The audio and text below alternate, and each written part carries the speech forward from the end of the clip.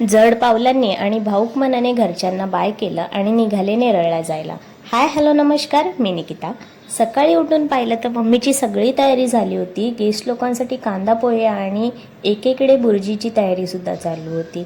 त्यात मला नेरळला जायला निघायचं होतं. मग मी पप्पांसोबत निघाले. पप्पा बोडणीला मच्छी आणायला चालले होते. मलासुद्धा काही मच्छी न्यायची होती घरी, त्यामुळे त्यांच्यासोबतच गेले. बोडणीला जे हिराबाई सी फूड आहे तिथून आम्ही नेहमी फ्रेश अशी मच्छी घेतो. तिथून पापलेट, कोलंबी, सुरमई असं काही मच्छी घेतली आणि मग पप्पांनी मला इकोत बसवून दिलं. जाताना पाहिलं तर पावसाळा असूनसुद्धा वायशेजचा आठवडी बाजार इतका सारा भरला होता. अलिबाग पेण बस पकडून निघाले तर एवढी ट्रॅफिक की कंटाळा आला. त्यात पेणच्या पुढे सुद्धा मनसेचा काहीतरी प्रोग्राम होता, त्यामुळे तिथे राज ठाकरे आले होते. तिथेही खूप सारी ट्रॅफिक लागली आणि ट्रॅफिकमध्ये प्रवास करायला फार कंटाळा येतो. बोलता कर्जतला मी कशी तरी पोचले.